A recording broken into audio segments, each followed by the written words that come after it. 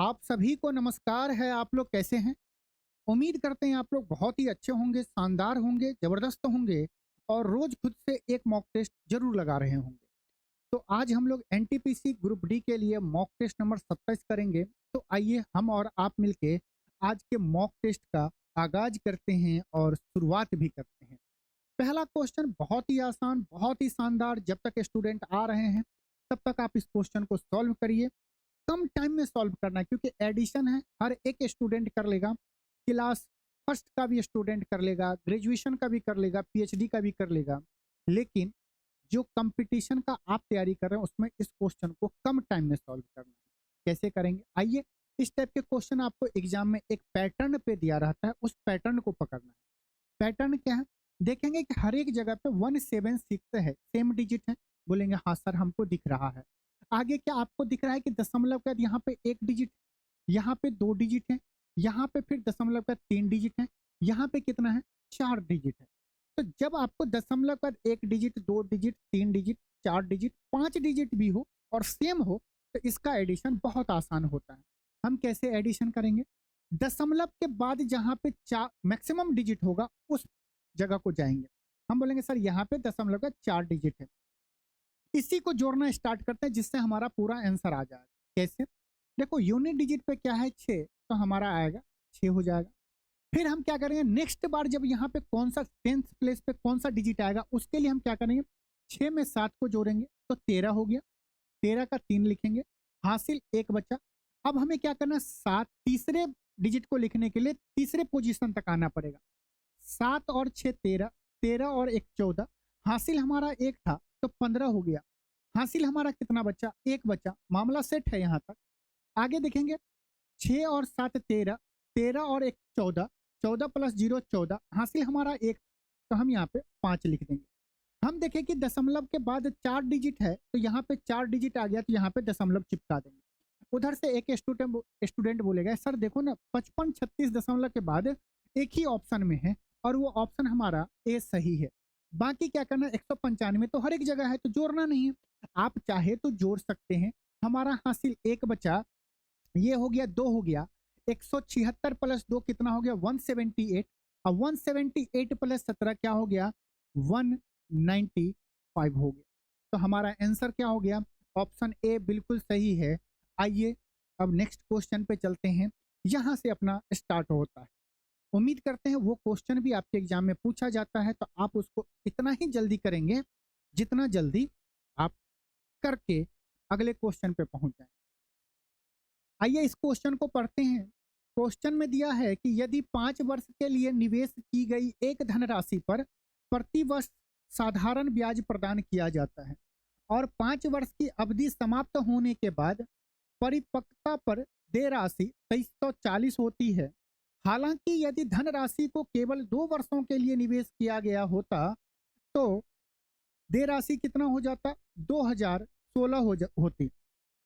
तो निवेश की गई मूल्य धनराशि कितनी थी? देखो क्वेश्चन इतना दिया गया, आपको समझना है, क्वेश्चन को सॉल्व भी करना है। आपको क्या पूछ रहा है? 5 साल में कोई अमाउंट कितना हो जा रहा है? 2340 हो जा रहा है और वही अमाउंट 2 साल में 2016 होती है। तो हमें बताना है कि प्रिंसिपल क्या होगा। हमें रेट नहीं दिया है, कैसे निकालेंगे? अगर इस क्वेश्चन को और एक लाइन में लिखे तो क्या है? कोई प्रिंसिपल होगा जो 2 साल में कितना हो जा रहा है? आप बोलेंगे 2016 हो जा रहा है। हो जा रहा है कितने साल में? 2 ईयर में। आगे क्या बोल रहा है? ऊपर वाले लाइन को देखेंगे। यदि 5 वर्ष के लिए निवेशित की गई एक धनराशि प्रति वर्ष साधारण ब्याज प्रदान किया जाता है और 5 वर्ष की अवधि समाप्त होने के बाद हमें कितना रुपया मिलता है? 2340 रुपया। मतलब कि वो प्रिंसिपल 5 साल में कितना हो गया होगा? तो आप बोलेंगे क्वेश्चन में तो दिया है सर 2340। जो क्वेश्चन में दिया है वही हम यहाँ पे लिखें। अब आपको यहाँ पे क्या करना है? देखेंगे 2 साल में जो प्रिंसिपल था वो 2016 हो गया और 5 साल में इतना हो जा रहा है। इसका मतलब यहाँ से यहाँ गैप कितना होगा? 3 साल होगा। 3 साल में ये अमाउंट कितना हो जा रहा है? 2340 हो जा रहा है। साधारण ब्याज का खासियत क्या है कि हर एक साल हमें बराबर इंटरेस्ट मिलेगा। हम बोलेंगे देखो ये 2016, ये यहाँ पे 2340 है, कितना अंतर है। घटाने में दिक्कत होगा तो पहले 2300 में से 2000 घटा दो, 340 में 16 घटाएंगे तो कितना होगा, 24, 324 हो जाएगा। यहाँ तक में किसी को कोई दिक्कत तो कोई दिक्कत नहीं। ये 324 क्या है, ये ब्याज है, सिंपल इंटरेस्ट। 324 कितने दिनों में मिला है, 3 साल में मिला है। 3 साल में अगर 324 मिला है तो कितना गुना मिला है, आप अगर भाग देंगे तो 108, इसको हम बोल सकते हैं 108 गुना मिला है। मतलब हर एक साल 108 रुपया हमें ब्याज मिल रहा है। तो 2 साल में कितना मिलेगा, आप बोलेंगे एक साल में अगर 108 रुपया, तो 2 साल में 100 का डबल और 8 का डबल 16, 216 रुपया मिलेगा। मानते हैं कि नहीं मानते हैं। अब जो प्रिंसिपल होगा 2 साल में अगर 216 रुपया मिला है और अमाउंट कितना हो गया है 2016 रुपया, तो अगर हम इस अमाउंट में से 216 घटा देंगे तो प्रिंसिपल पे पहुंच जाएंगे। तो 2016 में से 216 जाएगा तो कितना बचेगा, 1800। इसका मतलब हुआ कि हमारा प्रिंसिपल कितना होगा, 1800 रुपया। ऑप्शन बी हमारा बिल्कुल सही है। उम्मीद करते हैं क्वेश्चन आपको समझ में आ रहा होगा और हम आगे इस तरह ही बढ़ते चलेंगे। मजा आ रहा है, क्वेश्चन पढ़िए। एटलीस्ट क्वेश्चन आपको खुद पढ़ना है, एग्जाम में कोई पढ़ने वाला आपको नहीं मिलेगा। क्वेश्चन में दिया गया है कि 100 रुपया की राशि को 10% वार्षिक चक्रवृद्धि ब्याज की दर से 2 वर्ष के लिए निवेश किया गया था। यदि समान अवधि के लिए ब्याज की दर को बढ़ाकर 20% कर दिया गया हो तो निवेशक को ब्याज के रूप में कितने रुपए अधिक मिलेंगे। बोल रहा है कि 2 साल में 100 रुपया पे 10% वार्षिक चक्रवृद्धि ब्याज पे इन्वेस्ट किए। कुछ ऐसा हो कि हम 100 रुपया को ही 2 साल के लिए 20% पे इन्वेस्ट करें तो कितना ज्यादा ब्याज मिलेगा। सिंपल है, चक्रवृद्धि ब्याज है, 10% निकाल देंगे, 20% निकाल देंगे, मामला सेट हो जाएगा। चक्रवृद्धि ब्याज है तो इंटरेस्ट ऑन इंटरेस्ट लगेगा। कैलकुलेशन से कैसे बचेंगे, 10% एक साल में तो 2 साल में कितना बढ़ेगा, सक्सेसिवली बढ़ता है। तो 10% बढ़ रहा है तो 2 साल में कितना होगा, तो आप बोलेंगे 10% sir x plus y plus x y by 100, ऐसा करेंगे आंसर आ जाएगा। हमको ऐसा नहीं करना है, हमें क्या करना है, सिंपल बताए हुए कि जब सेम रेट हो तो 10 का स्क्वायर करिए तो 100, 2 डिजिट लिखना है, फिर दशमलव डाल देना है। हासिल हमारे पास कितना रहा, 1 रहा। 10 का डबल करेंगे तो 20, अब 20 में 1 जोड़ेंगे तो कितना होगा, 21। तो 10% 2 साल में देने का मतलब हुआ कि 2 साल के बाद कितना ब्याज मिलेगा, 21% मिलेगा। ये क्या मिला, 10% के इंटरेस्ट पे। इसी तरह अगर 20% का इंटरेस्ट हम ये निकालना चाहें कि 2 साल के बाद कितना इंटरेस्ट देगा ओवल, और तो 20 का स्क्वायर कितना होगा, 400, 400 का 2 डिजिट फिर दशमलव, हासिल हमारे पास 4 रहा।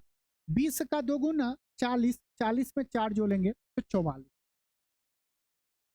ये क्या आया, 44%। ये क्या आया, टाइम 2 ईयर था और रेट कितना था, 20%। ये क्या था, टाइम 2 ईयर, रेट 10%। मतलब कि 2 साल में 20% 44% ब्याज देगा। 20% के रेट से हमें 44% ब्याज मिलेगा और 10% के रेट से 21% मिलेगा। दोनों का डिफरेंट कितना है, 23%। मतलब हमें 2 साल में कितना परसेंट ज्यादा मिलेगा, 23% मिलेगा। 23% किस पे मिलेगा, प्रिंसिपल पे मिलेगा। प्रिंसिपल कितना है, 100 रुपया। इसका मतलब हमारा जो रेट या हमें जो सीआई मिलेगा वो क्या मिलेगा, 100 का 23%, 23/100। 2 जीरो से 2 जीरो कट गया, हमारे पास कितना आया, 23 रुपया। आंसर कौन सा होगा, ऑप्शन ए। कुछ स्टूडेंट बोलेगा जो थोड़ा मामला सेट होगा उसका ऊपर तक, वो बोलेगा सर 23% का मतलब ही तो होता है 100 रुपया पे 23 रुपया देना। मानते हैं कि नहीं मानते, परसेंटेज 100 रुपया पे 23 रुपया, रुपीज कितना है, 100 ही है। हमारा डायरेक्ट आंसर हो जाता है, हम जो इतना कुछ सेकेंड टाइम एक्सपेंड किए हैं वो नहीं करना पड़ता। नेक्स्ट क्वेश्चन पे चलते हैं। नेक्स्ट क्वेश्चन पढ़िए, बहुत ही आसान है। दिया गया है यदि x plus one by x equal to 3 है तो x cube plus one by x cube का वैल्यू बताइए क्या होगा। बताइए आंसर क्या होगा। बहुत आसान तरीका बताते हैं, जब आपको x plus one by x दिया हो और x cube plus one by x Q निकालना हो, आप इसे डायरेक्ट निकाल सकते हैं। फॉर्मूला पता है हर स्टूडेंट को है। अरे मॉक टेस्ट तो हम इसीलिए दे रहे हैं ना कि हमारा स्पीड बढ़ेगा, कैलकुलेशन भी बढ़ना चाहिए और आंसर भी आना चाहिए। आपको क्या करना है, ये जो तीन है ना, तीन का स्क्वायर करिए। तो तीन का स्क्वायर होगा कितना, 9। 9 में से तीन घटा दीजिए, कितना आया, 6। और 6 को इसी संख्या से गुना कर दीजिए, कितना आया, 18। वंस मोर, जो नंबर यहाँ पे दिया है उसका हमें स्क्वायर करना है, उसमें से हमेशा तीन घटाना है। जो नंबर मिलेगा उसमें उसी संख्या से दे देंगे, हमारा आंसर 18 आ जाएगा। बोलेंगे इससे सर फायदा क्या है। फायदा यही है, अगर हम ये देख लिए कि 9 में से तीन घटा रहे तो 6, तो हमारा जो आंसर होगा वो 6 से भी कटना चाहिए और यहाँ पे जो संख्या है उससे भी कटना चाहिए। 6 से कौन कौन संख्या कट रहा है, तो आप बोलेंगे 27 तो कट ही नहीं रहा था सर, 9 कट ही नहीं रहा था। दुइये को कोष था 18 और 36, जे किससे कट रहा था, 6 से कट रहा था। मानते हैं कि नहीं मानते। अगर एक ही ऑप्शन होता जो 6 से कटता तो हम टिक लगा देते, यहाँ पे 2 है तो हम 3 गुना कर दिए हैं, आंसर आ गया। बहुत सारे स्टूडेंट को पता है, ये फार्मूला पता है। क्या होगा अगर जिनको ये चीज नहीं आया, एक बार रिपीट करके देखेंगे। पता है कि हमें क्या करना है, 3 का क्यूब करना है। तो 3 का क्यूब कितना हो जाएगा, 27। माइनस करना है 3 गुने यहाँ पे जो नंबर होगा तो 9। तो हम बोलेंगे 18 आ गया, वाह सर आंसर आ गया हमारा। लेकिन बाबू अगर यहाँ पे 13 होता तो 13 का क्यूब करना आसान है कि 13 का स्क्वायर आसान है, कमेंट में बताना है और आगे बढ़ना है। आइए इस क्वेश्चन को पढ़ते हैं। क्वेश्चन में दिया गया है 14% के लाभ और 10% की हानि पर किसी वस्तु के विक्रय मूल्यों का अंतर 60 रुपया है, तो वस्तु का कॉस्ट प्राइस बताइए। हम क्या करते हैं, कॉस्ट प्राइस हमेशा 100 मानते हैं। 10% की हानि और 24% का प्रॉफिट, दोनों के बीच का अंतर कितना है, 24%। 24% का वैल्यू कितना दिया गया है क्वेश्चन में, 60 रुपया। हमें कॉस्ट प्राइस बताना है, मतलब 100% बताना है। अब देखो कैलकुलेशन यहाँ पे कैसे करना चाहिए। अगर हमें करना होगा तो हमें तो 100% का वैल्यू बताना है कि नहीं बताना है। हम क्या करेंगे, इसे 6 से भाग देंगे तो 4% का वैल्यू कितना आएगा। आप बोलेंगे सर 10 रुपया आएगा, कितना आएगा, 10 रुपया आएगा। 6 चौक 24, 6 से देंगे 10 रुपया आएगा। ये कितना गुना है, आप बोलेंगे ये 25 गुना है। 4% का 100% कितना गुना है, 25 गुना है। तो हम इसे भी क्या करेंगे, 25 गुना करेंगे। आंसर कितना आएगा, 250 रुपीज। इसका मतलब हुआ उस वस्तु का कॉस्ट प्राइस कितना होगा, 250 रुपया। ऑप्शन डी हमारा सही है। मजा आया, आया ना। सच में बताना, क्वेश्चन पढ़ना है, क्वेश्चन करना है और मजा भी लेना है। अगर ये क्वेश्चन जो स्टूडेंट सेकंड में कर लिया, डेयरी मिल्क पेटीएम तुरंत, और नहीं कर पाए तो चैनल को लाइक करना है, शेयर करना है, सब्सक्राइब करना है, अपने दोस्तों में भेजते रहना है, स्टेटस भी लगाना है। देखो सिंपल, अगर आपको एक कॉन्सेप्ट पता होता तो आप सीधे बोलते 41 49 90, 51 39 90, इसका वैल्यू 1, इसका value 1, 1 plus 1 2। 41 49 90, 51 39 90, cos sine 1, sine cos 1, 1 plus 1 2। Logic क्या है, अगर त्रिकोणमिति का बेसिक है, if a plus B equal to 90 degree हो। इफ ये ए क्या है, एंगल है, ये क्या है, बी एंगल है। दो एंगल का सम अगर 90 डिग्री हो तो साइन ए बराबर कॉस बी होता है। बोलेंगे हाँ सर, ये सी ओ बी लिखा गया, ये क्या होगा, कॉस बी हो जाएगा। बोलेंगे बिल्कुल सर, ये तो पता है।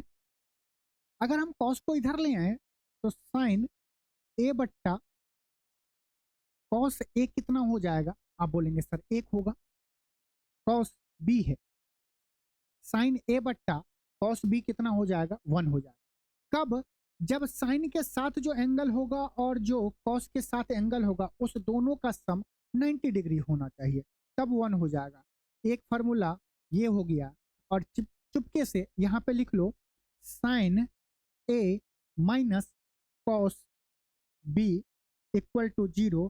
कब? जब दोनों का सम हमें ए प्लस बी एंगल जो है उसका सम 90 डिग्री होगा। कभी साइन को इस साइड ले जाएंगे तो ये क्या हो जाएगा? Cos b minus sine a equal to 0। ये तीनों फार्मूला को छाप लो। अब ये बताओ, इसको मिटा दिया, इसको मिटा दिया, अब बताओ कितने सेकंड में होगा? कॉस है, साइन है, हम देखें दोनों के एंगल का सम 90 डिग्री है, मतलब इसका वैल्यू 1 हो गया। साइन है, कॉस है, 51 39 90 होता है, इसका वैल्यू 1 हो गया। बीच में प्लस है तो 1 प्लस 1 2। ऑप्शन डी हमारा बिल्कुल सही है। ये इसके पीछे कॉन्सेप्ट था। और वो भी क्या था? A plus B equal to 90। B को अगर उस साइड ले जाएंगे तो ए बराबर क्या होगा? 90 माइनस बी। दोनों साइड साइन लगाएंगे तो साइन 9 थीटा क्या होता? Cos theta. उसके पीछे जाओगे तो ये था बस। आइए क्वेश्चन करते हैं। सोनम को एक 15 दिवसीय बिक्री अभियान के दौरान उसके यात्रा खर्चों के लिए कुछ पैसे दिए गए थे। जैसे आप कहीं पर जाएंगे तो 15 दिनों के लिए आपको पैसा मिलेगा।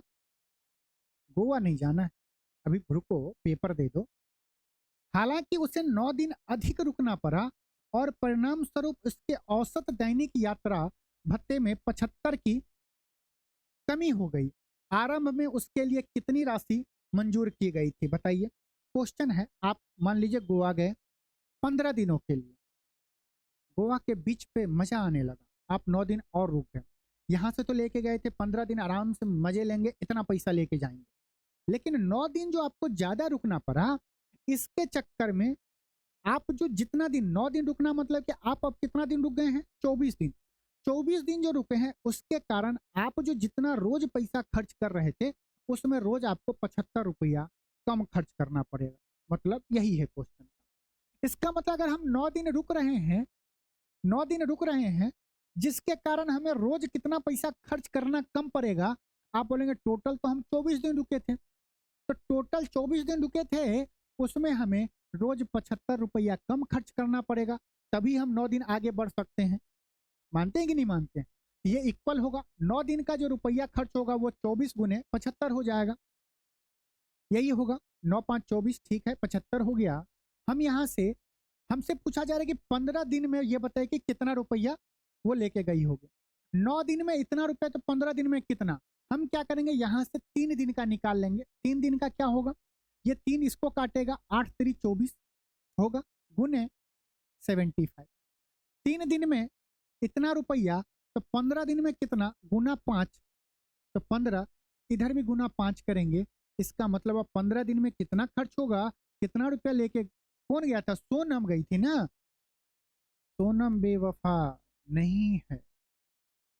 समझ रहे हैं कि नहीं समझ रहे हैं? अब क्या हुआ? 75 गुने 5 गुने 8, टेबल याद है 75 का? नहीं याद है। 75 में क्या छुपा हुआ है? 25। 25 ये 75 होता है, ये 25 है, ये कितना हो गया? बाहर निकलेगा तो 3 निकलेगा, तो 25 ये क्या हो गया? देखिए कैलकुलेशन, 8 गुने 3 गुने 25 गुने 5 होगा, 25 8 200, 3 5 15, और 200 गुने 15 तो 30 होता है, 2 जीरो चिपका देना है, 3000। Answer C. अब क्वेश्चन, आदमी स्टूडेंट क्या करता है? एक्स और वाई मान के करता है। एक्स और वाई कैसे मानेगा? मान ले सोनम जो है 15 दिन गई, इक्वेशन भी बनाना, रोज 100 रुपया खर्च करती हो, ठीक है। अब क्या होता है, वो 24 दिन जो रुक गई है, 24 दिन जो रुक गई है, जिसके कारण रोज उसे 75 रुपया कम, मतलब एक्स माइनस 75 रुपीज कम खर्च करना पड़ेगा। ये दोनों वैल्यू इक्वल कर देंगे। यहाँ से पहले एक्स का वैल्यू निकालेंगे, फिर हम उसको सॉल्व करेंगे, और ये इस वे में सॉल्व करना है। आइए इस क्वेश्चन को करते हैं। बिंदु ए बी और सी, ये मॉक टेस्ट आपका रिवीजन भी है, साथ ही साथ कैलकुलेशन भी आपका बढ़ेगा। और हर देखेंगे कि हर क्वेश्चन आपको अलग अलग टॉपिक से लिया गया है। कोई ऐसा आप बता दो जो क्या करेगा, परसेंटेज टॉपिक लेगा, परसेंटेज ही परसेंट पढ़ाएगा। अरे उसमें हजारों कॉन्सेप्ट आ जाएंगे, हजारों ट्रिक आप बता सकते हो। एक क्वेश्चन करने के 100 मेथड, जब मॉक टेस्ट में बताओ ना, और ऐसा ट्रिक बताओ जिससे क्या हो, स्टूडेंट को समझ में और स्टूडेंट का कॉन्सेप्ट रिवाइज हो। खुद को नहीं बताना है, हमें पता है इसका क्या आंसर होगा, बता दे 46 साढ़े 46 का डिग्री का डबल करना है, बस उतना ही होगा। ये शॉर्ट ट्रिक थोड़ी हुआ। आपको समझना चाहिए मॉक टेस्ट में आपको रिवीजन करने के लिए बुलाया जा रहा है, और ये क्वेश्चन किसी ने किसी एग्जाम में पूछा गया है, ये खुद का क्वेश्चन नहीं बनाया गया है। क्वेश्चन में करिए, पढ़िए क्वेश्चन को, बाकी आपकी मर्जी। बिंदु ए बी और सी केंद्र ओ वाले एक वृत्त पर स्थित, यदि कोण ए सी बी बराबर 46.5 डिग्री है तो लघु वृत्तखंड ए बी पर बने कोण ए ओ बी की माप ज्ञात कीजिए। आपको बिना डायग्राम बनाए हुए आप क्वेश्चन बना सकते हैं? नहीं बना सकते, डायग्राम आपको बनाना आना चाहिए। क्या बोल रहा है, एक क्या है, वृत्त है, वृत्त पे क्या दिया गया, वृत्त दिख रहा है कि नहीं दिख रहा है, नहीं दिख रहा है तो इसका कलर लो चेंज कर दिया, अब दिखा, अब दिखा, अब दिखा, नहीं अब दिखा। बोल रहा है कि ए बी सी केंद्र ओ, इसका केंद्र कितना है, केंद्र को ओ मान लिए, बोले बिल्कुल मामला सेट है सर। यहां तक ओ वाले एक वृत्त पर ए सी बी 46.5 डिग्री है, तो लघु वृत्तखंड ए बी पर बने ए ओ बी। लघु वृत्तखंड क्या होगा, छोटा वाला वृत्तखंड लेंगे जिसका वैल्यू क्या होगा, ए और बी। तीनों पॉइंट सरकमफ्रेंस पर बिंदु होंगे, तो यहाँ पे क्या होगा, सी होगा कि नहीं होगा। अब बोला है कि ए सी बी का वैल्यू हमें दिया गया है कितना, 46.5 डिग्री। हमसे पूछ क्या रहा है, ए ओ बी का वैल्यू, इसका वैल्यू पूछ रहा है। क्वेश्चन क्या होता है अगर आप याद करेंगे, इसके पीछे लॉजिक क्या होता है, थ्योरम क्या है, कि केंद्र पे बना हुआ कोण, केंद्र पे एक चाप के द्वारा केंद्र पे बना हुआ कोण का आधा सरकमफ्रेंस पे बनाए हुए कोण के बराबर होता है, या केंद्र पे बना हुआ कोण का आधा सरकमफ्रेंस पे बना हुआ कोण होता है, या सरकमफ्रेंस पे बना हुआ कोण, जिस चाप से हम सरकमफ्रेंस पे कोण बना रहे हैं उसका दोगुना उसी चाप से केंद्र पे बना हुआ कोण होता है। मानते हैं? तो 96.5 का दोगुना क्या होगा, तो आप बोलेंगे 96 का डबल 92.5 का डबल 1 तो 93 डिग्री। इसको आदमी याद कैसे करेगा, ये कॉन्सेप्ट ये देख लो। अरे हाफ जानते हो ना, अर्धवृत्त पे बना हुआ त्रिभुज का जो सरकमफ्रेंस पे कोण बनता है वो 90 डिग्री होता है। ये स्ट्रेट लाइन है जो सेंटर से पास हो रही है, इसका कोण कितना है, 180 डिग्री होता है कि नहीं होता है। तो 180 का ये हाफ है कि नहीं हाफ है, या इसका ये डबल है कि नहीं डबल है, सरकमफ्रेंस पे 90 डिग्री उसका डबल, या केंद्र पे बने कोण का आधा। एक ही चाप है, इससे इस पे बनना है, इस पे बनना है। तो जब ये फॉर्मूला याद ना रहे ना, ये कॉन्सेप्ट याद नहीं रहे, तो बस आप ये अर्धवृत्त वाला सर्कल को एक बार रिवाइज कर लो, जिसमें आधे वृत्त में जो डायामीटर से के दोनों बिंदु से जब हम सरकमफ्रेंस पे एक कोण बनाते हैं, उस कोण का वैल्यू 90 डिग्री होता है। डायामीटर स्ट्रेट लाइन है जिसपे 180 डिग्री बनता है, 180 का आधा 90 डिग्री, या 90 डिग्री का आधा डबल 180 डिग्री। नेक्स्ट क्वेश्चन चलते हैं। दिया गया है, क्वेश्चन को पढ़िए और बताइए इसमें कौन सा कॉन्सेप्ट लगेगा। यदि 288/x और 108/x प्राकृतिक संख्या है तो x का अधिकतम मान क्या होगा, बताइए x का अधिकतम मान क्या होगा। नेचुरल नंबर दिया गया है, कैन बी मैक्सिमम वैल्यू। देखो ये क्या हो रहा है ना, 288 में हम x से विभाजित कर रहे हैं, 108 में हम x से विभाजित कर रहे हैं। x का वैल्यू बताना, ये क्या प्राकृतिक नेचुरल संख्या होनी चाहिए। नेचुरल संख्या क्या होता है बताओ, कमेंट करो। एक्स से दोनों जगह भाग दे रहे हैं, इसका मतलब कि एक बार आप बचपन में कुछ दिन पहले पढ़े होंगे एलसीएम और एचसीएफ। एचसीएफ का थ्योरी में क्या पढ़ाए थे कि हाईएस्ट कॉमन फैक्टर होता है, क्या होता है वह मैक्सिमम वैल्यू जिससे दिए गए नंबर पूरी तरह से विभाजित हो जाए। तो एक्स क्या है यहाँ पे, हमें 288 और 108 का एचसीएफ पूछ रहा है, पूरी तरह विभाजित होगा तभी हमें नेचुरल नंबर मिलेगा। तो 288 और 108, इसका एचसीएफ क्या होगा, इन दोनों का डिफरेंस लेंगे, इन दोनों का अंतर कितना होगा, आप बोलेंगे 180 हो जाए। इसका जो डिफरेंस लेंगे उससे इसको भाग देंगे, 180 से 288 नहीं कट रहा है, 108 भी 180 से नहीं कट रहा है। तब हम इसका क्या करेंगे, फैक्टर करेंगे। फैक्टर क्या बोलेंगे, बोलेंगे सर 18 कर लेंगे गुना 10 है तो 10 करेंगे। अब बताइए 10 से ये तो 88 नहीं कटेगा, नहीं कटेगा ना। तो जब ये 10 से 88 नहीं कटेगा तो ये इसका एचसीएफ नहीं होगा। 18 से काट के देखें तो कट सकता है क्या, यहाँ पे अगर 10 है, हम अगर इसमें को 2 गुने 5 लिख दें, क्योंकि हाईएस्ट कॉमन फैक्टर हमें बताना है। 18 से भी कट रहा है, ये भी कट रहा है, 5 से तो नहीं कटेगा, 5 के लिए यूनिट डिजिट पर 0 या 5 होना चाहिए। जब 18 से भी कट रहा है और 2 से भी कट रहा है, मतलब ये संख्या 36 से भी कटेगी। कौन सी, 288 और 108। तो ये जो 36 है यही हमारा क्या होगा, एचसीएफ होगा, highest common factor. Option D हमारा सही, ऑप्शन डी हमारा सही होगा। ठीक है, चलिए नेक्स्ट क्वेश्चन। आइए इस क्वेश्चन को करते हैं कि एक हाउसिंग सोसाइटी के निवासियों में से 13/18 के पास स्वयं की कार है और जिनके पास कार है उनमें से 48/65 ने कवर्ड पार्किंग स्थान खरीदा है।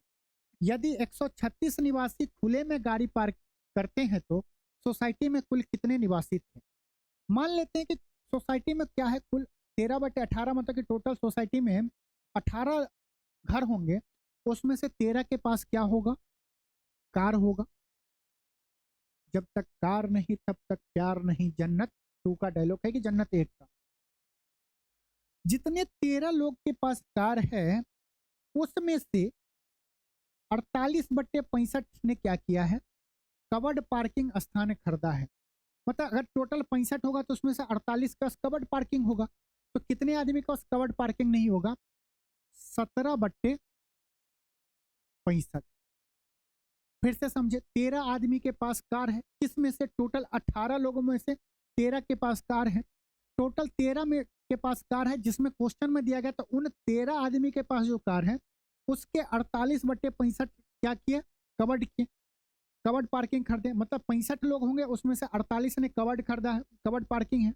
तो कितने आदमी का कवर्ड पार्किंग नहीं है, 17/65, जिसका वैल्यू क्वेश्चन में दिया गया है 136 लोग। 136 मतलब इतने आदमी क्या होंगे, खुले में गाड़ी को लगाते होंगे। हम अगर यहां से काटे तो 17 8 136, 13 5 65 क्या आया, 1 = 8 × 5 = 40 आया। मतलब ये बता रहा है एक यूनिट क्या रिप्रेजेंट कर रहा है, 40 आदमी। एक यूनिट क्या रिप्रेजेंट कर रहा है, 40 लोग, 40 निवासी। जबकि टोटल कितने यूनिट थे, 18 यूनिट। इसको हम 18 गुना करेंगे, इसे भी हम 18 गुना करेंगे, 18 चौक 72, 720। मतलब उस सोसाइटी में कितने घर थे, 720 घर थे। हमारा ऑप्शन कौन सा सही होगा, ऑप्शन बी हमारा सही है। अगर पूछ लेता कितनों के पास कार था, तो 13 चौक 52, 520 आदमी के पास कार, 200 आदमी के पास कार, 500 220 आदमी के पास कार, 200 आदमी के पास कार नहीं था। लेकिन वो नहीं वाला नहीं पूछता है, पूछेगा क्या, कितने लोग थे। आइए इस क्वेश्चन को करते हैं कि बिल्कुल विकास, कभी कभी कमेंट का भी रिप्लाई किया करिए ना आप लोग, बैठते हैं ऐसे थोड़ी चलेगा। अच्छा, मैच सब देख रहा। दिया गया शहर पी से क्यू के 2 बस टिकटों तथा शहर पी से आर के 3 बस टिकटों की कीमत 99 रुपया है, परंतु शहर पी से क्यू के 3 बस टिकटों और शहर पी से आर के 2 बस टिकटों की कीमत इतनी है, तो शहर पी से क्यू और पी से आर के किराया क्रमशः ज्ञात कीजिए कितना है। देखो, मान लेते हैं पी से जो क्यू शहर का डिस्टेंस है उसका किराया क्या होगा, मान लेते हैं एम रुपीज होगा, और पी से आर का जो डिस्टेंस होगा उसका किराया एन रुपया होगा। मान लेते हैं, हम किसी को कुछ भी मान सकते हैं, मान लेते हैं कि एम और एन। तो पी से क्यू के 2 बस टिकटों, मतलब पी से क्यू 2 बस टिकट, एक बस टिकट का किराया एम है तो 2 का कितना होगा 2m, और शहर पी से आर 3 बस टिकटों की कीमत कितना है टोटल 3n बराबर 99 रुपीज। परंतु शहर पी से क्यू के 3 बस, इसका मतलब 3m जमा पी से आर के 2 बस टिकट की कीमत, पी से आर क्या है n, तो 2n इक्वल टू 91। तो हमें m और n का वैल्यू बताना है। m किसको रिप्रेजेंट कर रहा है, पी क्यू को, तो पहले m का वैल्यू आएगा, फिर क्या आएगा n का वैल्यू आएगा। ये हो गया लीनियर इक्वेशन, इसे सॉल्व करना है, कर लेंगे। आगे बढ़े, टाइम लगेगा। आइए इस पे एक शिफ्टिंग मेथड से इस क्वेश्चन को करते हैं। कुछ नहीं, शिफ्टिंग कुछ नहीं होता। देखो, जो m से किराया कितना, यहाँ पे जब एक आदमी कम हो रहा है, जब एक आदमी कम हो रहा है और यहाँ पे कितना बढ़ रहा है, यहाँ पे एक आदमी बढ़ रहा है और यहाँ पे एक आदमी क्या हो रहा है, कम हो रहा है। कब, पी से क्यू के बीच में, पी से क्यू के बीच में कितना, एक आदमी बढ़ रहा है, यहाँ पे एक आदमी कम हो रहा है। ये एक आदमी का बढ़ना और एक आदमी का कम होना, तो रेट में कितने का कमी आ रहा है, 8 रुपये का कमी आ रहा है कि नहीं आ रहा। हम ये बोले कि एक आदमी और बढ़ जाए तो क्या हो जाएगा 4m प्लस यहाँ पे एक आदमी और घट जाए तो क्या होगा 1n, समझाने के लिए, इक्वल टू, तो यहाँ पे 91 से 8 रुपया और कम होगा, तो 91 में से अगर 8 घटाएंगे तो कितना होगा, बताओ बताओ ना, नहीं समझ में। यहाँ पे हम क्या हुआ कि जो किराया है वो एक आदमी यहाँ पे बढ़ रहा है और यहाँ पे एक आदमी घट रहा है। पी से क्यू का जो किराया है उसमें एक आदमी बढ़ रहा है और यहाँ पे एक आदमी जब घट रहा है, पहले 99 रुपया लग रहा था, अब 91 रुपया लग रहा है। कितना कम लग रहा है, 8 रुपया किराया कम लग रहा है। क्यों, क्योंकि एक यहाँ पे बढ़ रहा है, एक यहाँ पे घट रहा है। अगर हम बोले कि यहाँ पे हम एक और बढ़ा दे, यहाँ पे हम क्या 3m से 4m कर दिए हैं, एक आदमी बढ़ा दिए और यहाँ पे हम एक आदमी घटा दिए, तो फिर हमारा 8 रुपया का कमी होगा। 8 किस पे कमी होगा, 91 से कम होगा, तो ये कितना हो जाएगा 83 रुपया हो जाएगा। यहाँ पे कितने की कमी हो रही है, 8। हम एक बार अगर और शिफ्टिंग करें, एक बार हम और बढ़ा दे तो ये कितना हो जाएगा 5m। ये कितना हो जाएगा 1n में से 1 गया तो यहाँ पे क्या बचेगा 0। मतलब पी से आर के बीच में अब कोई ट्रेवल ही नहीं कर रहा है, पी से आर के बीच में कोई ट्रेवल नहीं कर रहा, तो यहाँ पे भी क्या होगा 8 रुपया की कमी। 83 में से 8 गया 75, 5m बराबर 75, तो m बराबर क्या होगा 15। m बराबर कितना आया 15। m हम किसको माने थे, पी से क्यू के किराए को m माने थे।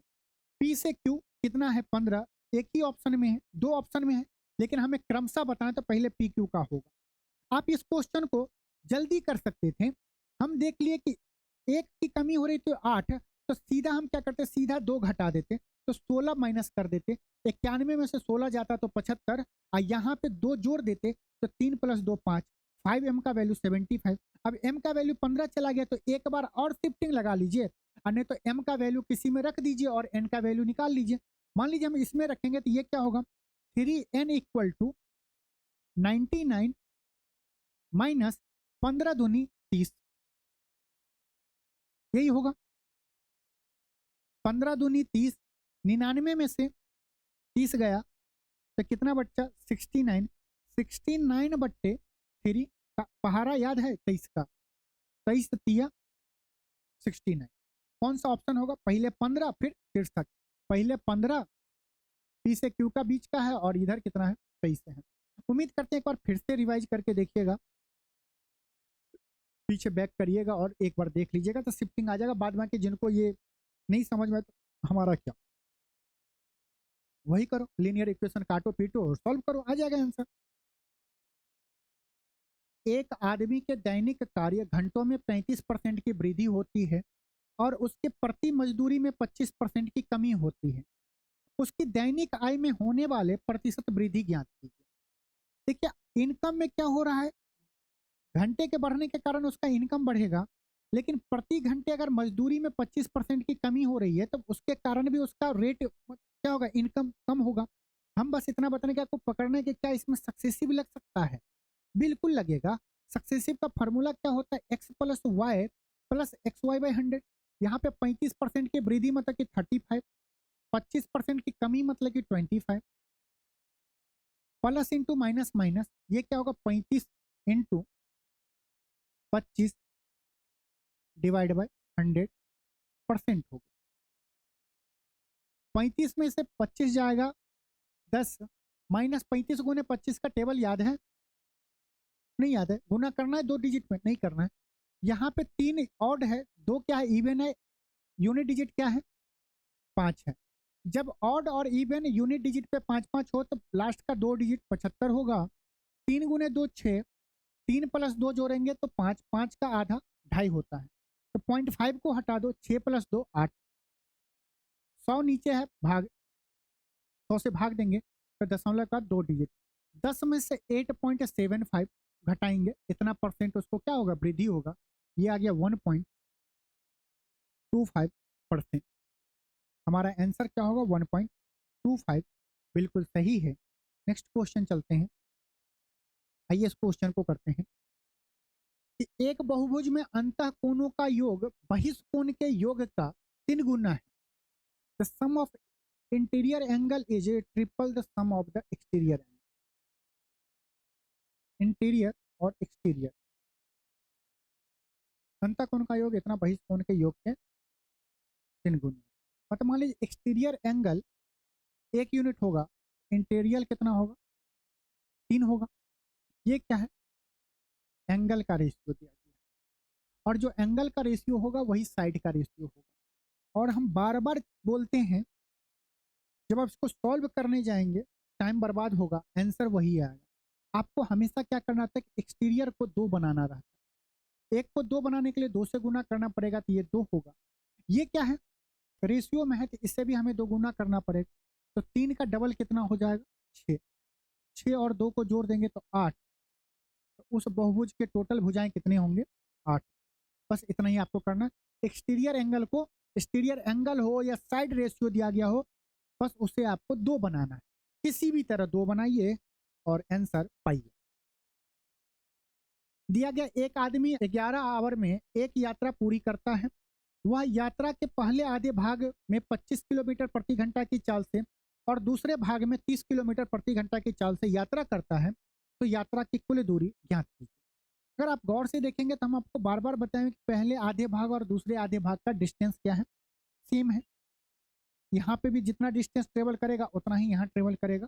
डिस्टेंस कांस्टेंट होने पे स्पीड का उल्टा होगा टाइम, कर लेंगे, आएगा आंसर। बार बार बताते हैं, साथ में क्या करते हैं एक शॉर्ट ट्रिक भी बताते हैं, तो आज बस इस क्वेश्चन को शॉर्ट ट्रिक से करेंगे। अगर वो टाइम को डिस्टेंस कांस्टेंट कॉन्सेप्ट से कैसे करेंगे तो आप 2 4 मॉक टेस्ट देखेंगे तो आपको पता चल जाएगा। तो टोटल डिस्टेंस क्या होगा, 2 को हमेशा लेना है, दोनों के स्पीड को गुना करना है, 25 गुना 30 डिवाइड बाय दोनों के स्पीड को जोड़ देना है, तो कितना आएगा 55 गुना 11 घंटा। देखो 55 में 5 छुपा है तो इससे इसको काटेगा 5 बार में, यहाँ पे 11 बचा जो इसको काटेगा, या आप ऐसे बोलते 11 पचे 55 और 5 से इसको काटेगा 5 बार। 5 दूनी 10, 30 गुने 10 300 किलोमीटर मतलब कि डिस्टेंस टोटल कितना होगा, 300 किलोमीटर। बस आपको डिस्टेंस क्या ये बोल ही दे कि डिस्टेंस बराबर 2 इंटू दोनों के स्पीड को गुना करना है, नीचे में दोनों के स्पीड को जोड़ देना है, टोटल टाइम दिया रहेगा उससे गुना कर देना है। ये क्या है, किलोमीटर पर आवर में आया, उसमें जब तक हम टाइम से गुना नहीं करेंगे तो डिस्टेंस हमारा नहीं आएगा। आइए, दिया गया 28 सेंटीमीटर त्रिज्या वाले वृत्त के केंद्र पर 22 सेंटीमीटर लंबे चाप द्वारा आंतरिक आंतरिक कोण का माप डिग्री में ज्ञात कीजिए। आप चाप पढ़े होंगे, हमसे क्या पूछ रहा है, ये बना है एक चाप के थ्रू, यहाँ पे कितना है, ये 28 सेंटीमीटर है रेडियस, ये 28 सेंटीमीटर है, ये चाप का भी लेंथ हमें 22 दे दिया गया है। हमसे ये थीटा पूछ रहा है कि कितने डिग्री का कोण बना है, थीटा का वैल्यू पूछ रहा है। ये क्या होता है, एल बराबर कंप्लीट परिधि 2 पाई आर। ये कंप्लीट परिधि कब बनता है, 360 डिग्री पे, जैसे हम बोले अगर आप याद कर लेंगे तो भूलेंगे नहीं। कंप्लीट परिधि बनेगा 360 डिग्री घूमने पे, हमें थीटा का वैल्यू बताना है। बस एल का वैल्यू कितना दिया गया है, 22 इक्वल टू 2 इंटू पाई का वैल्यू, अरे 180 डिग्री नहीं जी, वो यहाँ पे 22/7 डालना है। उसका नशा भाई, टाइम हो गया है क्या, अरे अभी टाइम है भाई। आर का वैल्यू कितना, रेडियस कितना है 28, एंगल कितना है सर निकालना है, नीचे 360 डिग्री। कहाँ से काटना शुरू करें, 22 से 22 गया, 7 चौक 28 हो गया। अगर हम इससे काटे, 2 से काटे, ये कितनी बार में जाएगा, 180 बार में। 4 से इसको काटेंगे 45 बार में। थीटा का वैल्यू कितना आया, 45 डिग्री। इंपॉर्टेंट है कैलकुलेशन प्लस, अगर ये फार्मूला आपको याद हो जाता है तो इस टाइप के चाप का क्वेश्चन आप कर सकते हैं। कभी आपको एंगल दे देगा तो चाप का वैल्यू निकालना पड़ेगा। सही है, 45 डिग्री बिल्कुल। देखिए दिया एक वर्ग का क्षेत्रफल 289 है, इसके विकर्ण की लंबाई ज्ञात कीजिए। वर्ग है तो 289 आपको कैसा दिख रहा है, कुछ दिख रहा है, कुछ याद आया, स्क्वायर याद है, 17 दिख रहा है। बस ऐसा क्यों, क्योंकि अगर जो वर्ग का एरिया होता है, अगर हम उसे डायामीटर के फॉर्म में, भुजा के फॉर्म में नहीं लिखना है, डायामीटर के फॉर्म में रखेंगे तो वो क्या होगा, डी अपॉन √2 बराबर 289 होता है। लेकिन जब एरिया निकालते हैं तो हमें d/√2 का स्क्वायर करना पड़ता है। अगर ये स्क्वायर उस साइड जाएगा स्क्वायर रूट हो जाएगा, तो d/√2 स्क्वायर रूट ऑफ 289 क्या होगा, 17। तो डी का वैल्यू क्या होगा, 17√2। आंसर कौन सा होगा, ऑप्शन सी हमारा सही है। आप चाहेंगे तो पहले भुजा निकालेंगे, ए स्क्वायर निकालेंगे, फिर ए स्क्वायर से फिर क्या बनेंगे, वो डायग्राम बनाएंगे, फिर डायगोनल निकालेंगे, बाद में a√2 ही आएगा। तो याद आपको क्या करना है कि जब आपको वर्ग का एरिया दिया हो, या जब आपको एरिया से डायगोनल का कोई रिलेशन निकालना हो, तो डायरेक्ट आप एरिया को डायगोनल के फॉर्म में लिख के वैल्यू निकाल सकते हो। देखो दिया गया दो संख्याओं का महत्तम समावर्तक इतना है और उनके लघुत्तम समावर्तक एलसीएम के दो अन्य गुणनखंड 11 और 13 है, तो दोनों संख्याओं में से बड़ी संख्या क्या होगी। तो बड़ी संख्याओं का आपको पता है कि एचसीएफ से तो 11 और 13 में भी मल्टीप्लाई होगा, 19 से 11 और 13 में भी मल्टीप्लाई होगा, 19 से जब 13 में मल्टीप्लाई होगा तभी क्या मिलेगा, बड़ी वाली वैल्यू। 19 गुने बस हमें 13 करना है, 190 प्लस 57, 19 का टेबल। अब देखो मैं आप लोगों से रिक्वेस्ट करता हूँ कि कोपचे में जाके 19 गुने 13 नहीं करना है, ये सब ये सबको पता है, पहले इससे करेंगे इससे करेंगे इससे करेंगे, नहीं, 19 गुने 13 को आप तोड़ न दो, 10 प्लस 9 लिखो। या आपको अगर 13 का टेबल नहीं है, 19 का टेबल याद है तो बहुत बढ़िया है, 13 को लिख दो, 10 प्लस 3 लिख दो, कुछ से भी आंसर आ जाएगा। 10+9 या 10+3 लिखो। 19 गुने 10 190 प्लस 19 दिया 57। 190 प्लस 57 लास्ट में आएगा 47 या लास्ट में आएगा 7। 190 प्लस 57 कितना होगा? हमें तो पता है 190 प्लस 50 कितना होगा? 240 प्लस 7 247। आइए करते हैं। एक दैनिक मजदूर 5850 में कुछ निश्चित दिनों के लिए मजदूरी पर रखता है, लेकिन कुछ दिनों अनुपस्थिति रहने के कारण उसे केवल 5200 का भुगतान किया जाता है। उसकी अधिकतम संभव दैनिक मजदूरी कितनी थी? क्या बोल रहा है निकालने को? समझ रहे हैं बात को? क्वेश्चन इसीलिए बोलते हैं पढ़ने के लिए। अरे कुछ दिन वो काम किया होगा तो 5860 रुपया मिलेगा, लेकिन किसी कारण बस वो कुछ दिन नहीं आया तो उसके कारण उसको 5200 रुपया ही मिल रहा है। तो वो कुछ दिन नहीं आया और कुछ दिन आया, इसका मतलब क्या है कि हमसे उसकी अधिकतम संभव दैनिक मजदूरी बताइए कि रोज उसको कितना रुपया मिलता होगा। मतलब रोज कितने दिन काम किया होगा कि 5850 पाया होगा, या कितने दिन काम किया होगा कि 5200 रुपया पाया होगा। बोलोगे सर वो तो वैल्यू ऐसा होगा, दिन ऐसा होगा जो इसको भी काट दे इसको भी काट दे। बोलेंगे हाँ सही जा रहे हैं। और जो काटता है उसको हम एचसीएफ बोलते हैं। मतलब 5850 और 5200 का हमें एचसीएफ बताना है, क्या हो बताओ। अगर हम इसे 5850 और 5200 का लेंगे, ऑप्शन के मेथड से करना चाहेंगे आप लोग?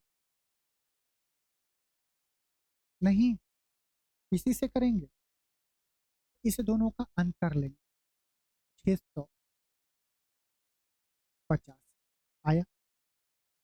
क्या 650 से कट रहा है? बोलेंगे सर इतना बड़ा भाग हमको देना कहाँ आता है? 13 गुने 5 गुने 10 आता है। बोलेंगे हाँ सर। 10 से कटेगा, हाँ सर। 5 से कटेगा, लास्ट में हाँ सर। 13 से चेक करें, 13 चौको 52 कट रहा है। ये क्या होगा? 13 चौको 52, यहाँ पे 5 बचे, ये क्या बचेगा? 13 चौको 52, तो यहाँ पे 6 बचेगा। 13 पचा 65, मतलब कि ये दोनों संख्या इससे कटेगा तो 13 पचा 65, 650। मतलब कि वो क्या हो गया? रोज उसको कितना मिलेगा? 650 रुपया। ऑप्शन हमारा कौन सा? बी हमारा सही है। हमसे पूछा था उसकी अधिकतम संभव दैनिक मजदूरी बताना। रोज वो 650 रुपया कमा रहा हो। आप अगर इससे इसको भाग देंगे आपको पता चल जाएगा यहाँ पे कितने दिन कार्य किया है, और इससे आप इसमें भाग देंगे तो आपको पता चल जाएगा यहाँ पे कितने दिन कार्य किया है। दोनों का डिफरेंस उतने दिन क्या हो गया होगा? वो अब्सेंट होगा। आइए क्वेश्चन में देखिए, रिचा ने 6,50,000 में एक कार खरीदी और फिर उसे 7,80,000 में बेच दिया। कार बेचने पर उसे कितने प्रतिशत का लाभ होगा? एग्जामिनर चाहता है कि आप कैलकुलेशन करो और हम चाहते हैं कि आप कैलकुलेशन ना करो। कैसे? जब परसेंटेज में वैल्यू बताना है तो इतना बड़ा डाटा काहे लेके चलेंगे? सिंपल देखो, छोटा करो। 4 जीरो से 4 जीरो चला गया। 13 से काटेंगे तो 13 पचा 65, 13 छक 78। इसका मतलब यहीं पे लिखेंगे कि रिचा ने जो कार खरीदा होगा उसका वैल्यू 5 यूनिट होगा, और जो बेची होगी उसका वैल्यू कितना होगा? 6 यूनिट। रेशियो रहता है, ये रेशियो लेते हैं, इसको इसको काटे हैं। 5 के वैल्यू को 6 में बेच रहा है, कितना ज्यादा में? एक। एक किस पे? 5 पे। 1/5 का फ्रैक्शन क्या होता है? 20%। ना करना चाहो तो लो काटो। 5 से 100 को काटेंगे, 2 0 20%। नेक्स्ट क्वेश्चन देखो, ये 10 क्वेश्चन जो अब मिलेंगे आप, ये रैपिड फायर। कोशिश किया जाएगा कि इस क्वेश्चन में कॉपी पेन ना आप उठाओ ना हम उठाएं, क्वेश्चन करेंगे। जहां हमें लगेगा कि ये क्वेश्चन आपको लिख के बताना चाहिए, बता देंगे। अब देखो दिया गया, how many factor of this ये इवन नंबर। इवन नंबर मतलब क्या होता है कि यहाँ पे जो पावर 7 है, 7 को हम नहीं बढ़ाते हैं, सबको बढ़ाते हैं, उसमें 7 से गुना करना पड़ेगा। इसका मतलब कि सर देखो ना, 7 से गुना होगा तो 7 से भाग भी होना चाहिए। 7 से 40 भाग नहीं हो रहा है, 7 से 32 नहीं हो रहा, 7 चौक 28, और ये हो रहा है, 2 बच गया। अगर हम गौर से देखेंगे तो बोलेंगे सर इसका मतलब होता है 7 गुने 3 का 1 4, 4 का 1 5, 1 का डबल। सर इतना जब गुना करेंगे तो ये तो 8 7 56, 4 दूना 8 7 56 हो गया। ये तो 84 नहीं होगा, 280 हमारा सही होगा। 5 चौक 20, 7 दूने 14, 280 आ गया। इवन नंबर में बस हम क्या करते हैं, जो पावर इवन हो, इवन क्या 2 का पावर होगा प्राइम फैक्टर में, तो 2 के पावर को नहीं बढ़ाएंगे इवन नंबर बताने के लिए, बाकी सबके पावर को बढ़ाएंगे और आपस में गुना कर देंगे, वही हमारा आ जाएगा total factor even. If a square plus b square plus c square plus d square equal to 1, what will be the maximum value of the product a b c d? देखो maximum value a b c d का हो तभी हो सकता है जब a b c d maximum होना चाहिए। मानते हो कि नहीं मानते हो? यहाँ पे ए स्क्वायर बी स्क्वायर सी स्क्वायर डी स्क्वायर का सम 1 दिया गया।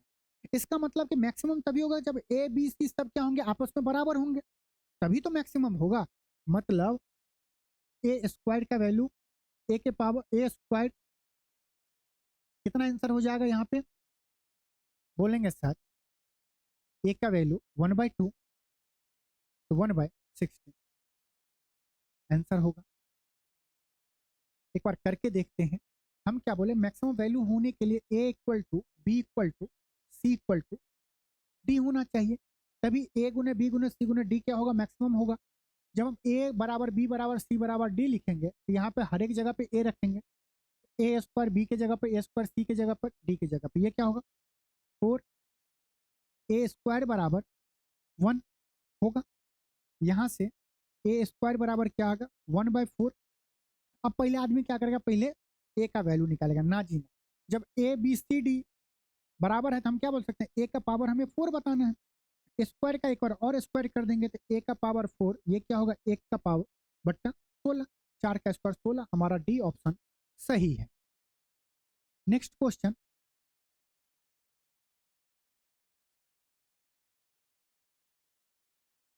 एक वर्ग का क्षेत्रफल दिया गया है। आई थिंक क्वेश्चन रिपीट हो गया है ना? तो चलिए एक बार आप लोग इस क्वेश्चन को करके कमेंट करेंगे कि आपको डायामीटर के फॉर्म में कन्वर्ट करने पे डायामीटर से इक्वेट करके, डायमीटर में क्यों बोल रहा हूँ, डायगोनल से इक्वेट करके जल्दी आंसर आ रहा है, या पहले आप भुजा निकालेंगे फिर उसके बाद आपको डायगोनल आ रहा है। कमेंट जरूर करेंगे आंसर करने के बाद, कसम है तुम्हें, उसके क्वेश्चन करेंगे तभी आप बताएंगे। देखो दिया गया एक संख्या का 35% दूसरी संख्या के 30% के बराबर है, पहली संख्या और दूसरी संख्या का अनुपात बताना है। हम बताए थे ना कल भी क्लास में कि जिसके साथ रियल है, जिसके साथ बैठती है ना, वो उसकी नहीं होती है, वो किसी और की होती है। जो दूसरे संख्या के साथ गुना है वो पहले संख्या का बता रहा है, ये दूसरे संख्या का बता रहा है। इसमें 7 छुपा, इसमें 6 छुपा है, तो 6:7 होगा, ऑप्शन बी। मान लेते पहली संख्या क्या होगा, बता देते पहली संख्या क्या होगा 35%, और दूसरी संख्या क्या है, इक्वल है दूसरी संख्या 30%। हमें रेशियो बताना है फर्स्ट का और सेकेंड के साथ, क्या होगा, फर्स्ट का वैल्यू क्या होगा 30%, 2 को हम इधर सेकेंड वाले नंबर जो 2 लिखे इसको इधर, 35 इधर चला जाए। हम बार बार बोलें कि जो देखो 2 के साथ जो है वो 2 का साथ नहीं दे रहा, वो वैल्यू बता रहा है 1 का कितना है, और जो 1 के साथ बैठा है वो 1 का वैल्यू नहीं है, 1 के लिए नहीं धड़कता है दिल, ये 2 के लिए धड़कता है। हर काटेंगे 6/7, आंसर क्या होगा बी 6:7। देखो दिया क्या गया, 2 राशियों का अनुपात 3:5 है। यदि प्रत्येक राशि में से 9 घटाया जाता है तो अनुपात 5:9 हो जाता है। छोटी राशि ज्ञात कीजिए। ओरिजिनल में 3:5 था, छोटी राशि क्या है 3 है, मतलब जो वैल्यू आएगा वो 3 से कटना चाहिए। 5 1 6 कट रहा है, 5 2 7 नहीं कट रहा है, 5 3 8 नहीं कट रहा है, 5 4 9 कट रहा है। 2 ऑप्शन आ गए। बोले सर अब तो पेन उठाओ, नहीं उठाएंगे। ये बताओ जो भी संख्या होगा 3 से 5 हो रहा है, रेशियो में बता रहा है। जो भी संख्या होगा अगर उसमें से हम 9 घटाएंगे तो 5 से कटना चाहिए कि नहीं कटना चाहिए? अरे मान 3:5 है, और जब 9 9 घटा रहे हैं ऊपर नीचे में तो 5:9 है, मतलब ऊपर अंश का वैल्यू हम बताएं 5 से कटना चाहिए। जब उस संख्या में हम 9 घटाएंगे तो बताओ, तो 51 में से 9 घटाएंगे तो कितना होगा? बताओ ना, नहीं बताओगे? 42 होगा। क्या 42 को 5 काट पाएगा? नहीं। या 42 को काटने पे 5 आएगा? नहीं आएगा। 9 घटाने पे 5 आना चाहिए, 5 का फैक्टर होना चाहिए। 54 में से 9 घटेगा, कितना होगा? 45। 9 पच्चा 45। इसको हम क्या लिख सकते हैं? 9 पच्चा 45। मान लो 9, 5 तो बच रहा है ना, 5 तो दिख रहा है। हमारा आंसर कौन सा होगा? 54। वैसे स्टूडेंट जो करेगा मैं आपको लिख दे रहा हूँ, 3x में से 9 घटाएंगे सर, अपॉन 5x में से भी सर बोल रहा है 9 घटाने को, और जब हम इसको इक्वल करेंगे तो 5/9 आएगा सर। x का वैल्यू आ जाएगा सर, कुछ भी आ जाए तो 3 से गुना करेंगे। छोटी वैल्यू क्या है? 3x है सर, इसका मतलब x का वैल्यू 18 आना चाहिए। तो 3 × 18, 3 × 18 54 हमारा सही आंसर होगा सर। आई 1 से 12 तक की संख्याओं के वर्गों का योग कितना होगा? फॉर्मूला पता है, n into n plus one into 2n+1 होता है। आपको पता है n के जगह पे 12 है, 12 दूना 24 1 25, नीचे 6 रहता है, तो 6 25 को काटेंगे नहीं, मतलब जो भी आंसर होगा वो 25 से विभाजित होना चाहिए। 25 से विभाजित का मतलब है कि लास्ट का 2 डिजिट 25 से भाग होना चाहिए। 55 नहीं हो रहा लास्ट का 2 डिजिट, 60 नहीं हो रहा है, 65 नहीं हो रहा लास्ट का 2 डिजिट, 50 हो रहा है, आंसर होगा। समझे? फार्मूला क्या होता है? 1 से 12 तक के संख्याओं का स्क्वायर, मतलब 1 square plus 2 square plus 3 square. Formula क्या होता है? n into n+1 into 2n+1 बट्टा 6 होता है। n के जगह पे क्या है? 12। 12 गुना 13, 12 का डबल 24 1 25। हम नीचे क्या बोले? यही तो 6 बोले थे ना। 6 से 25 तो नहीं कटेगा, 25 को 6 तो नहीं काट पाएगा, ये कट जाएगा। 25 तो प्रेजेंट होगा ना, 25 दूनी 50, 13 पचा 65, 650 हमारा आंसर। नेक्स्ट क्वेश्चन बताओ, कितना स्टूडेंट 15 डिग्री और 75 डिग्री में कंफ्यूज? अब ये बता क्या है ना कि जब दोनों के कोण का सम 90 डिग्री हो, 15 75 90, तो इसका वैल्यू क्या होगा? 0। सर 0 बट्टे हम कुछ भी करेंगे, आंसर क्या आएगा? 0। स्टूडेंट अरे सर कॉस 15 डिग्री और साइन 75 डिग्री पूछ लिया है, कहाँ से बनाएंगे? यहाँ से बनाएंगे। कॉन्सेप्ट क्या था? Revise. a plus B equal to 90 degree होगा, तो साइन a बराबर कॉस b होगा। हम मान लें कि इधर कॉस दिया है तो हम साइन को उस साइड ले जाएंगे, तो ये क्या होगा? Cos b minus sine a equal to 0।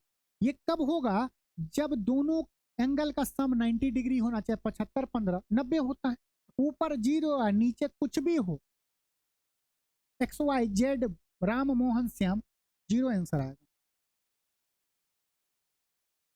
आइए 532 का बार है जिसमें 32 के ऊपर में बार है। आइए आंसर लगाते हैं। आपको पता है कि जो भी वैल्यू होगा 32 के ऊपर में बार है, मतलब कि 532 से वैल्यू छोटा होगा। ये 572 है, ये नहीं होगा।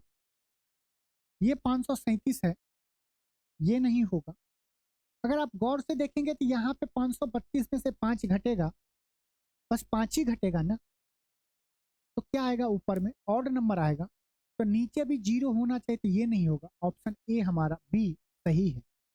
जब हम ये दिया गया 0.532 के ऊपर में बात, इसको जब हम फ्रैक्शन में कन्वर्ट करते हैं, p/q में लिखते हैं, तो क्या लिखते हैं? 532 जितने डिजिट के ऊपर में बार है उतना 9, जितने डिजिट के ऊपर में बार नहीं उतना जीरो, तो एक के डिजिट के ऊपर में बार नहीं है तो जीरो, माइनस कर देंगे, जिस डिजिट पे बार नहीं है माइनस कर देंगे। 532 में से 5 गया 527 बट्टा 990। ऑप्शन बी हमारा सही है। आप जब टाइम बचाएंगे ना, तभी आपको और एग्जाम या और क्वेश्चन को करने के लिए वक्त मिलेगा। और जब आप मैथ के कुछ क्वेश्चन में लीड ले जाएंगे, तब ऐसे क्वेश्चन फंस जाएंगे जिसमें आपको लैंग्वेज भी समझना है, खुद से कैलकुलेट भी करना है, रीचेक भी करना है। इस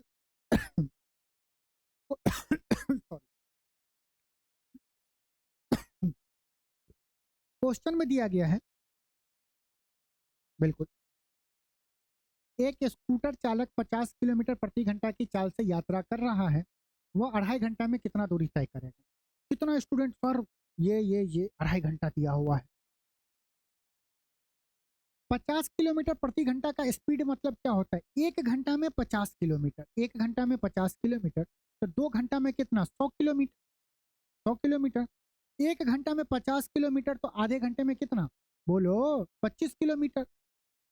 तो 100 प्लस 25, 125 किलोमीटर। अब ये नहीं करने लगा 5, फिर इसको फ्रैक्शन को कन्वर्ट करना, नहीं तो कितना स्टूडेंट तो पागल हो जाएगा, पहले इसको आवर में कर, लेकिन आवर में कितने को पता है, आप बोलेंगे 5/2, यही होगा। काटेंगे 25 बच्चे 125 करेंगे, क्यों करना है कॉमन। 1 घंटा में 50, 2 घंटा में 100, आधे घंटे में 25, 125 किलोमीटर। एक समद्विबाहु समकोण त्रिभुज का क्षेत्रफल 81 सेंटीमीटर है, इसके कर्ण की लंबाई ज्ञात कीजिए। बताओ। समबाहु त्रिभुज मतलब कि जो 90 डिग्री कोण बना रही होगी वो दोनों भुजा बराबर होंगे। एरिया दिया गया है, एरिया क्या होगा, हाफ इंटू समकोण बनाने वाली भुजा का गुना करेंगे, और वो 81 तभी आ सकता है, वो 81 तभी आ जाएगा कि नीचे वाला जो 2 है वो ऊपर 2 को काटेगा, और ये हमें परफेक्ट स्क्वायर नंबर दिख रहा है, 9 का स्क्वायर है, तो ये क्या होगा, 9√2 होगा। तो जो हमारा वैल्यू आएगा वो 9 का डबल आएगा। अब जादूगर क्या बोल, देखो 81, 81 का डबल 18, नहीं नहीं, हम क्या बोल रहे हैं, आइए करते हैं। उम्मीद करते हैं आप धीरे धीरे वहां तक पहुंच पाए जहां तक हम पहुंचाना चाहते हैं, कि दोनों कोण, दोनों ये भुजा बराबर होंगे, समकोण बनाने वाली भुजा, दोनों भुजा बराबर मतलब कि ये क्या होगा, 45 डिग्री, ये क्या होगा, 45 डिग्री। इसमें होता अगर ये ए होगा, ये ए होगा, ये कितना होता है, a√2 होता है। ए को अगर हम एक बोले, इसे भी एक बोले, तो ये कितना हो जाएगा, √2 हो जाता है। होता है कि नहीं होता है। समबाहु त्रिभुज का समद्विबाहु समकोण त्रिभुज का एरिया क्या होगा, आप बोलेंगे half into a equal to 81 दिया गया है। ए स्क्वायर क्या हो जाएगा, आप बोलेंगे 81 इंटू 2, ए का वैल्यू क्या होगा, 9√2 आएगा। क्या आएगा, 9√2 आएगा। ये ए का वैल्यू आएगा, ये भुजा की वैल्यू आई कितना, 9√2 आया ए का वैल्यू। क्या हम ये बोल सकते हैं कि रेशियो में करना है तो एक यूनिट का वैल्यू 9√2, एक यूनिट का वैल्यू अगर 9√2 है, तो √2 यूनिट का वैल्यू क्या होगा, आप बोलेंगे 9 गुने √2 इंटू √2, √2 इंटू 2, √2 हो जाएगा, 9×2 = 18। आंसर ए हो गया। क्या आपको ए का वैल्यू 9√2 आ गया, एक जगह पे रखेंगे तो क्या आ जाएगा, 18। आइए इस क्वेश्चन को करते हैं। यदि दो संख्याओं का योग दिया गया है, लिखे या सीधे, आ जाएगा, दो संख्याओं का योग 84/3 गुने 124 होगा, होगा। हम देख रहे हैं कि 84 में 7 छुपा हुआ है, और 3 और 124 में कहीं 7 नहीं छुपा हुआ, क्योंकि हम ऑप्शन पे ध्यान देंगे तो 11, 9, 7, 8, 7 प्राइम नंबर, 84 में 7, 12, 7, 84 होता है। हमारा आंसर यही होगा, 7 नीचे कहीं नहीं है। यही होगा। क्वेश्चन क्या बोल रहा है, ए प्लस बी 84 दो संख्याओं का योग दिया गया है। अब आदमी दिमाग लगाएगा कि ये HCF तो ये क्या निकालेगा, 3A 3B क्यों निकालना है। हमें पता है कि दो संख्या का योग 81 है और दोनों संख्याओं का गुणनफल क्या होता है, एलसीएम इंटू HCF 3 गुने 124। हमसे पूछा दोनों संख्याओं का व्युत्क्रमानुपात बताइए, 1/A प्लस 1/B। इसको सॉल्व करेंगे तो नीचे क्या आएगा, AB, ऊपर में क्या जाएगा, A प्लस बी। प्रैक्टिस करेंगे तभी ये सब चीज आपके माइंड में घूमता रहेगा। A प्लस बी क्या है, दोनों संख्याओं का सम, ये क्या है 84, 81 पिछले वाले क्वेश्चन का दिमाग में आ रहा है, 84। AB क्या है, दोनों संख्याओं का गुणनफल, कितना ये दिया है 3 गुने 124, फिर लिख दिया 81। काटना शुरू करें, आराम से काटें, 8 4 12 कटेगा, 3 से अगर काटेंगे तो ये कितनी बार में जाएगा, 3 दूनी 6, यहाँ पे 2 बचेगा, यहाँ पे 8 3 24। 4 से काटेगा, 7 से तो कटेगा नहीं, 4 से कटेगा क्योंकि यहाँ पे भी 24 यहाँ पे हो रहा है, तो 4 से काटेंगे तो 7 बार में, यहाँ पे काटेंगे तो 4 तिया 12, 4 1 4, क्या आया 7/31। आंसर क्या हो गया, ऑप्शन डी हमारा बिल्कुल सही है। तो उम्मीद करते हैं कि पूरे क्वेश्चन आप लोग खुद से पढ़े होंगे, खुद से भी ट्राई किए होंगे, आप भी अपने अप्रोच को जज किए होंगे, कंपेयर किए होंगे। ये भी आपको जो अप्रोच बताया गया है एग्जाम पॉइंट ऑफ व्यू से,